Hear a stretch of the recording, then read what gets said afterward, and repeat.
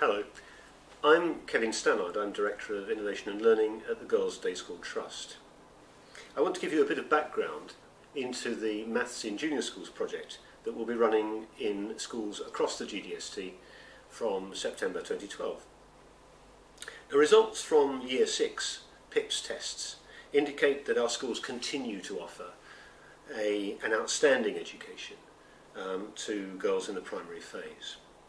GDST girls typically outperform their peers, whether in girls' independent schools or in co-educational schools across the country. And this is true in both reading and in maths. Now, across the sector as a whole, there tends to be a gap in girls' achievement between reading and mathematics at that age. That gap is smaller in GDST schools, which is very encouraging, but there is still a gap in almost all of our schools in achievement between reading and maths.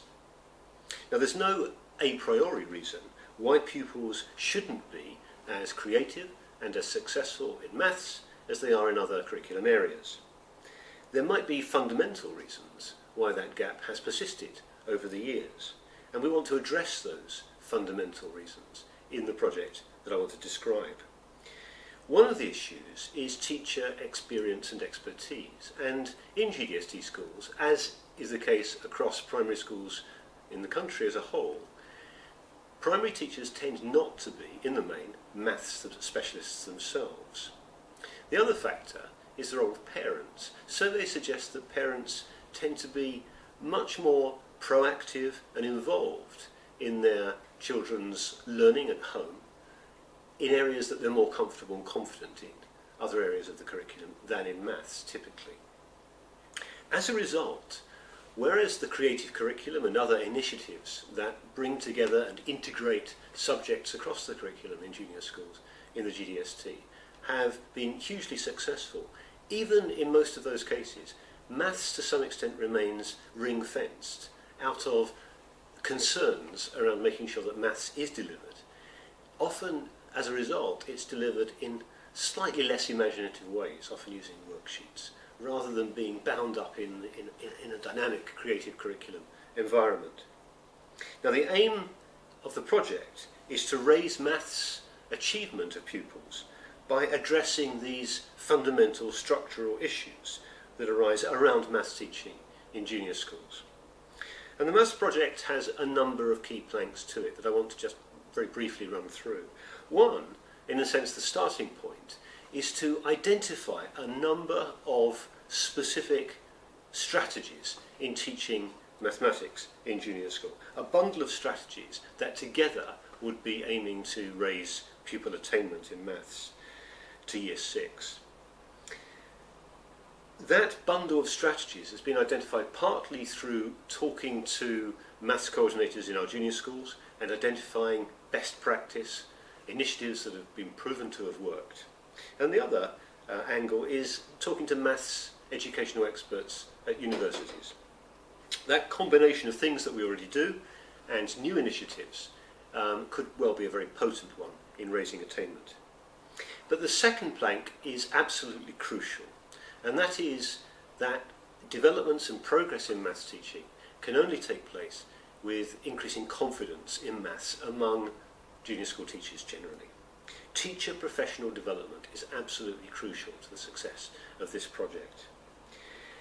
And it isn't a question, it can't be a question, of having discrete inset days and individual initiatives and interventions. What's planned, and indeed what's begun to be implemented, is a concerted series of teacher professional development days, inset days, each building on the preceding one, over a period of 3 terms before teaching commences. It has support between insets by a consultant who acts as our key liaison in this area, who can work with schools, with teachers, and through our website support collaboration area to make sure that teachers are developing and building up an experience and expertise and there's a confidence in delivering these intervention strategies. Through that, we want to develop a community of practice of teachers trying out initiatives, talking to others about them, learning from others' experiences, and developing and building up a shared experience, a shared expertise. The third plank is for all of our schools from September, having achieved this series of inset opportunities, to commit to a sustained and coordinated delivery of the whole bundle of strategies over a year in years 2 and year 5. Now that bundle of strategies is intended to be a balanced group of strategies aimed at different groups of pupils. Dealing with pupils who need boosting, for instance, is different from dealing with pupils who need, in a sense, their achievement to be stretched. The pupils who need extra support may well have additional time allocated, preparatory time before a topic is introduced to the main class, for instance, while pupils whose maths abilities are pretty stellar need to be stretched. And open-ended investigations are one way of doing that. But to do that effectively, teachers, who may not be mathematicians themselves, need to be thoroughly confident in setting out on an open-ended, inquiry-based approach. Things that they'll be very confident about in other areas, so the humanities, in a project in the creative curriculum. That kind of confidence and willingness to explore with their pupils needs to be something that becomes second nature in maths as well. So this bundle of strategies is a complementary bundle aimed at doing different things for different kinds of pupil. The fourth plank is evaluation, and interestingly we haven't started by specifying precisely how we want to evaluate the success of this programme.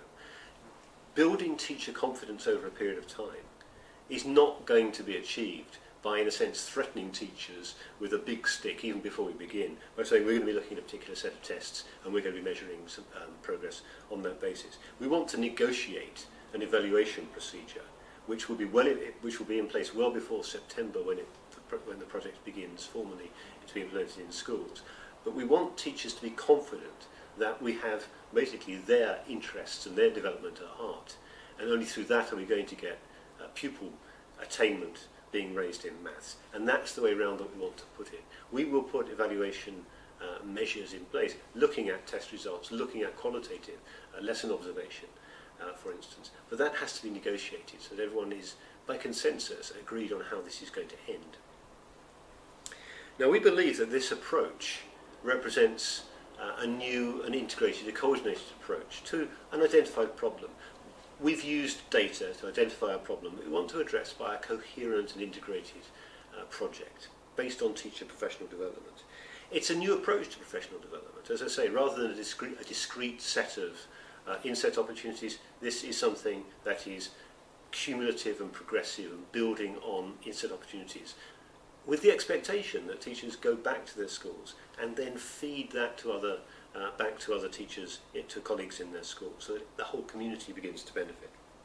And thirdly, it's a case study in the development of something that we're very committed to in the GDST, the development of a community of practice. This is one of a number of projects in which we want to exploit and explore the opportunities for teachers in different schools working together in an environment which is good for everybody concerned.